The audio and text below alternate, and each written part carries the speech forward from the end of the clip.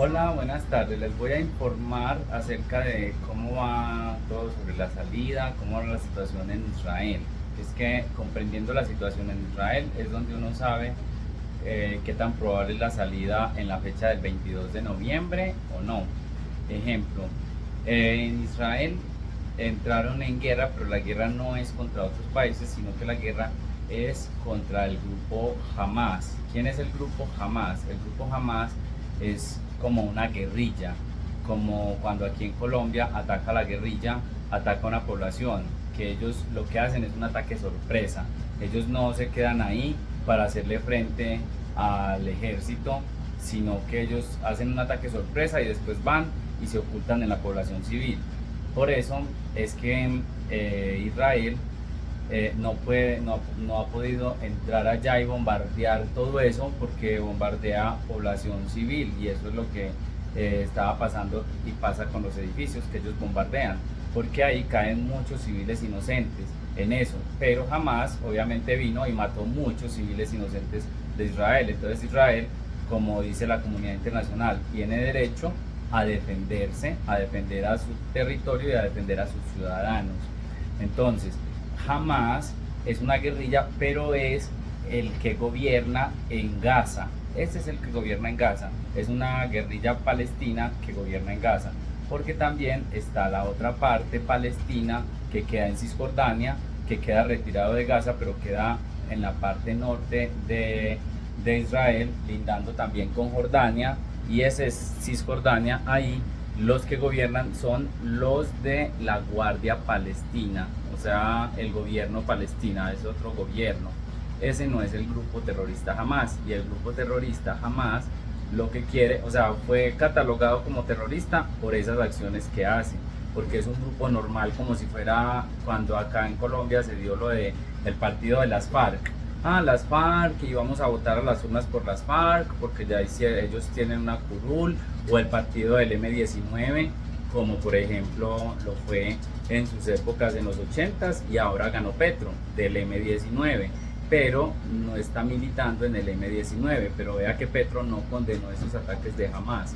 ¿Por qué? Porque Petro también es, no sé, tiene algo de guerrillero. Entonces por eso él no condena estos ataques, porque obviamente son unos ataques como si los hubiera hecho él en el M-19. Y jamás, estando en el poder, es que hace estos atentados contra Israel y le tira misiles y eso. Entonces Israel en este momento se ve maniatado, se ve como sin qué hacer, cómo entrar y que no mueran tantos civiles. Entonces toda la comunidad internacional lo que quieren es que Israel, por o sea, por la venganza que tiene que hacer ahí, o sea, por ir a destruir este grupo, no mueran civiles, no mueran tantos civiles ahí en eso, que él bombardee todo y que mueran todos los civiles que hay allá. Entonces por eso Israel les dijo, vea, les pongo un ejemplo. Medellín tiene 2 millones de personas, esa es la población que hay en la franja de Gaza, tipo 2 millones de personas.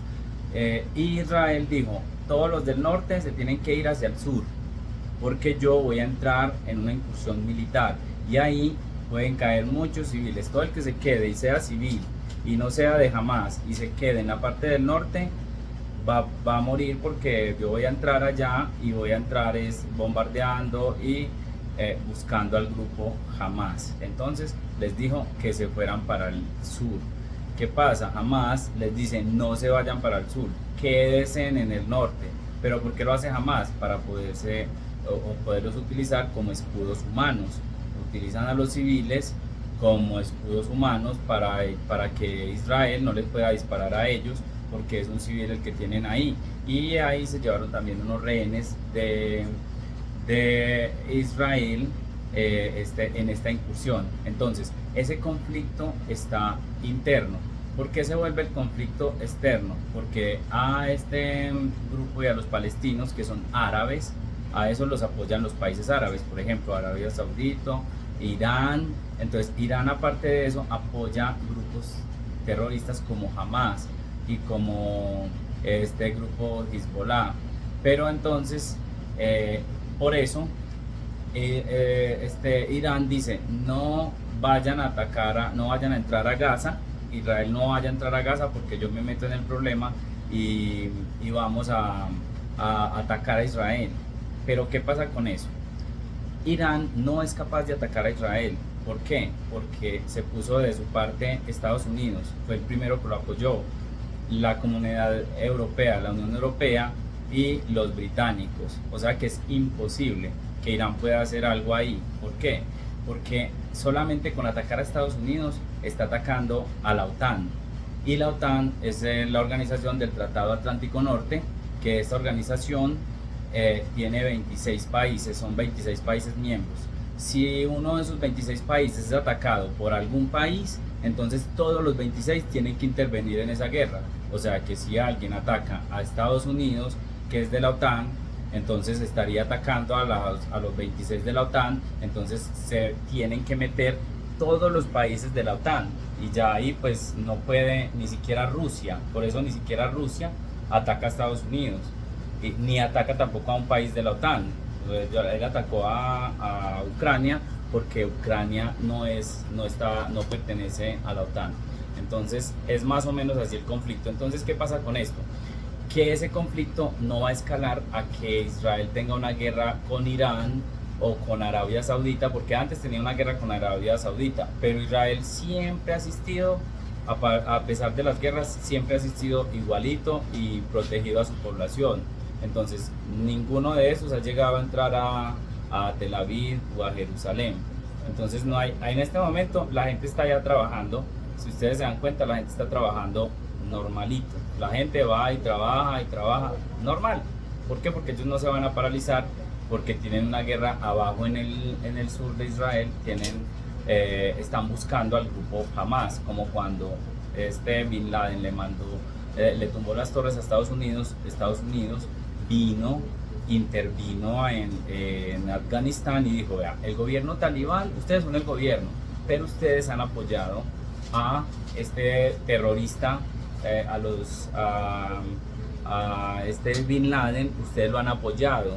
Entonces, como ustedes lo han apoyado, nosotros vamos a tumbarles el régimen a ustedes. Entonces, se tienen que ir del poder. Entonces, ¿qué hizo Estados Unidos?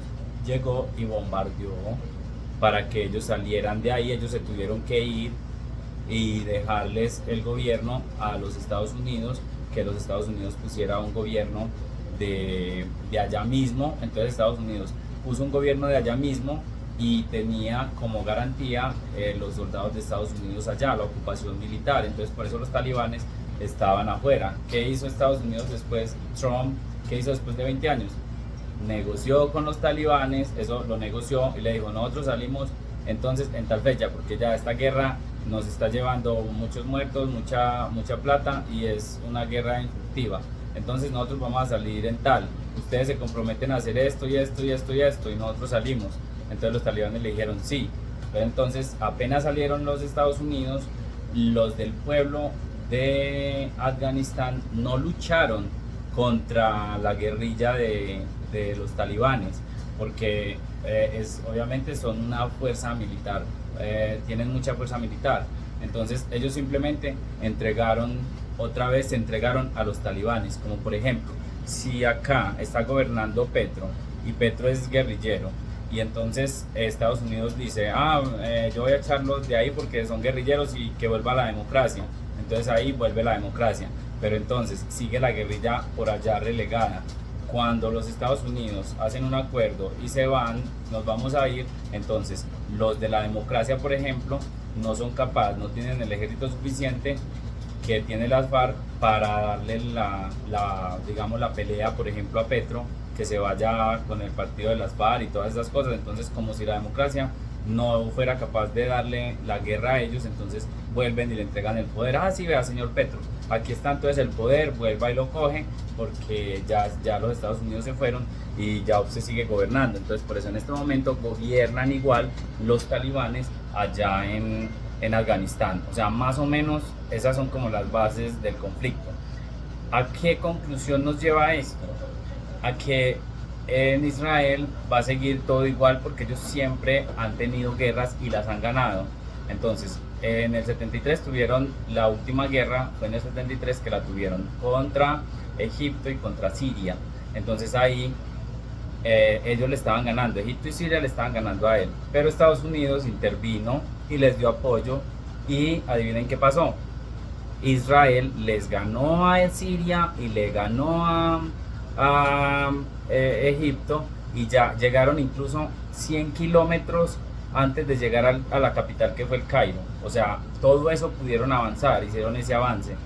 ¿Qué hicieron ellos ahí? Vean, nosotros lo que queremos es paz, nosotros queremos vivir en paz porque el pueblo judío es un pueblo de paz, es un pueblo, digamos que ese pueblo no está llegando a atacar a otros. Esa es la única democracia que hay allá en el oriente, es la única democracia y por eso es que Estados Unidos lo apoya.